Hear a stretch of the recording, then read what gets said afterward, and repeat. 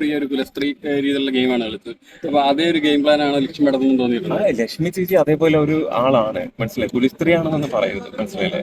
ഒരു സ്ത്രീയാണ്, അവർക്ക് അവരുടേതായിട്ടുള്ള ചിന്താഗതി. അതേപോലെ ലക്ഷ്മി എന്ന് പറഞ്ഞ ഈ സീസണിലെ ലക്ഷ്മി പുള്ളിക്കാരുടെ രീതിയിൽ എന്ത് ചെയ്യുന്നു, കളിക്കുന്നു, കാഴ്ചപ്പാടുകളുണ്ട്, കാര്യങ്ങളുണ്ട്, മനസ്സിലായി. തെറ്റാണെന്നുണ്ടെങ്കിൽ എനിക്ക് യോജിക്കാൻ പറ്റാത്തതാണെങ്കിൽ യോജിക്കാൻ പറ്റാത്തതെന്ന് പറയും, പക്ഷെ സപ്പോർട്ട് ചെയ്യാൻ പറ്റുന്നതാണെങ്കിൽ സപ്പോർട്ട് ചെയ്യുന്നത് പറയും. അത് ലക്ഷ്മി മാത്രമല്ല, ഏത് കണ്ടസ്റ്റന്റ് ആണെങ്കിലും അങ്ങനെയാണ്.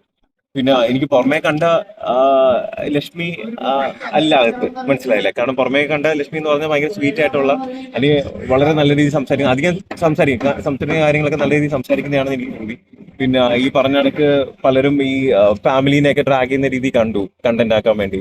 അതൊക്കെ സത്യസന്ധമാണോ എന്നൊക്കെ ആലോചിച്ചിട്ട് അതിനൊക്കെ ഒരു മറുപടി കൊടുത്താൽ നല്ലതായിരിക്കും. അത് ഈ ഒരു കണ്ടസ്റ്റന്റ് മാത്രമല്ല, എല്ലാ കണ്ടസ്റ്റന്റിനെയും ഇതേപോലെ തന്നെയാണ്. കാരണം അവരുടെ ഇപ്പം ഫാമിലി കാര്യങ്ങളൊക്കെ എന്തോ ആരൊക്കെയോ ഫേക്കായിട്ട് ആരൊക്കെയോ മെസ്സേജ് ചെയ്തു എന്നൊക്കെ പറഞ്ഞുള്ള രീതിയിൽ നമുക്ക് എന്ത് ചെയ്യാൻ പറ്റില്ല, അതിന് ജഡ്ജ് ചെയ്യാൻ പറ്റത്തില്ല, മനസ്സിലായില്ലേ. ഇപ്പൊ അതുപോലെ തന്നെ ബിഗ് ബോസിലെ കുറെ ഗെയിമുകൾ എന്ന് വെച്ച് കഴിഞ്ഞാൽ അവർ കുറച്ച് ആളുകൾക്ക് വേണ്ടിയിട്ട് ഫേവറിസം കാണിക്കുന്ന തരത്തിലുള്ള വിവാദങ്ങൾ സോഷ്യൽ മീഡിയയിൽ നിലവിൽ നടക്കുന്നുണ്ട്. ഇപ്പൊ അനിമോളുടെ കുറച്ച് ഗെയിംസ് കാണിക്കുന്നില്ല, അല്ലെങ്കിൽ അക്ബറിന് കൂടുതൽ ഫേവറിസമായിട്ട് കൊടുക്കുന്നു. അപ്പൊ അങ്ങനെ ഒരു ഫേവറിസം ബിഗ് ബോസ് കാണിക്കുന്നതായിട്ട് എപ്പോഴും താങ്കൾ തോന്നിയിട്ടുണ്ട്. എന്റെ സീസണിലും തോന്നിയിട്ടുണ്ട്. അവർക്ക് ഇഷ്ടപ്പെട്ട ആൾക്കാരുടെ അവർ ഇഷ്ടപ്പെട്ടേ കാണിക്കത്തുള്ളൂ, അല്ലാത്തവരുടെ ഇഷ്ടപ്പെടുത്ത് കാണിക്കത്തില്ല. അത്രേ ഉള്ളൂ സംഭവം. സിജോ ഞാൻ കണ്ടില്ല, കാണാത്തപ്പോ ഞാൻ എങ്ങനെ അഭിപ്രായം പറയാം. ഞാൻ പറഞ്ഞാൽ ഞാൻ കണ്ടില്ലെന്ന്. മസ്താന് ഓരോരുത്തരും കളിക്കുന്ന ഗെയിം ഓരോ രീതിയിലായിരിക്കും, മനസ്സിലായില്ലേ. അതിപ്പോ ഓരോരുത്തരുടെ കാഴ്ചപ്പാടനുസരിച്ച്. ഞാൻ കുട്ടിയുടെ ഗെയിം അധികം കണ്ടിട്ടില്ല. ഈ ഓരോ ഇഷ്യൂസ് വരുമ്പോ ജസ്റ്റ് ഓരോ ക്ലിപ്പിംഗ്സ് കാണുന്ന വെച്ചിട്ട് എനിക്ക് ജഡ്ജ് ചെയ്യാനും പറ്റത്തില്ല. അത്രേ ഉള്ളൂ.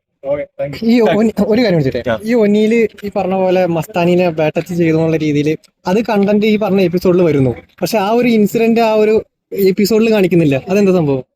എനിക്കെങ്ങനെ അറിയാം? അത് അവരുടെ അടുത്തല്ലേ ചോദിക്കണം. ഇത് അതൊരു ഇത്രയും വിവാദമായ ഒരു ഇൻസിഡന്റ് ആണെന്നുണ്ടെങ്കിൽ ഉറപ്പായിട്ടും അത് ലാലേട്ടൻ വരുമ്പോൾ ചോദിക്കണം, അത് ക്ലിയർ ചെയ്യണം. അങ്ങനെ ഒരു സംഭവം ഉണ്ടായിട്ടുണ്ട്.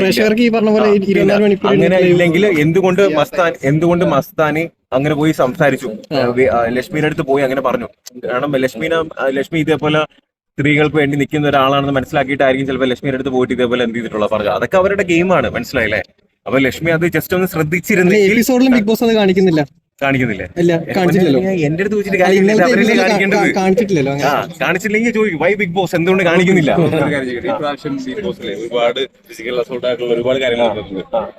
റോബിനുള്ള സമയത്ത് ബിഗ് ബോസിന് ആദ്യം നിലപാടുണ്ടായിരിക്കണം, ഒന്നിൽ അടിയുറച്ച് നിൽക്കണം. ഓരോ വ്യക്തികളനുസരിച്ച് മാറാൻ പാടില്ല, മനസ്സിലായില്ലേ.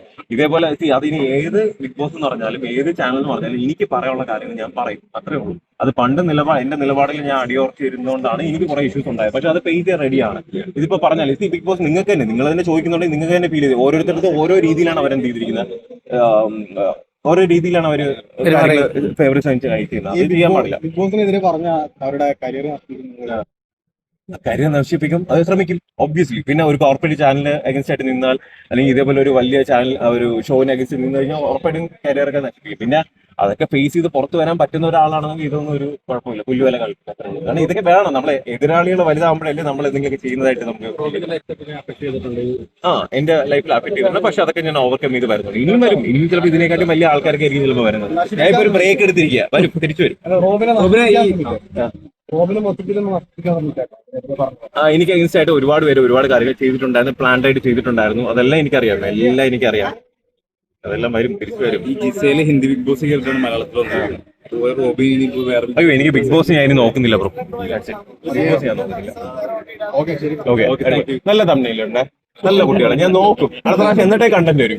എല്ലാരും നല്ല തമ്മിലിടുക കാണും. നല്ല ഇതാണെങ്കിൽ ഞാൻ സ്റ്റോറി ഇടും കേട്ടോ. ഞാൻ ഇട്ടിട്ടുണ്ട് പലർക്കും. ഓക്കെ,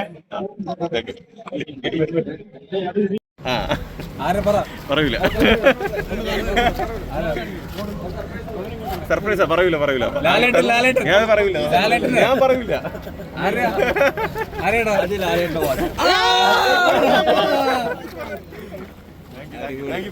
അങ്ങനെ ഒരു കണ്ടന്റ്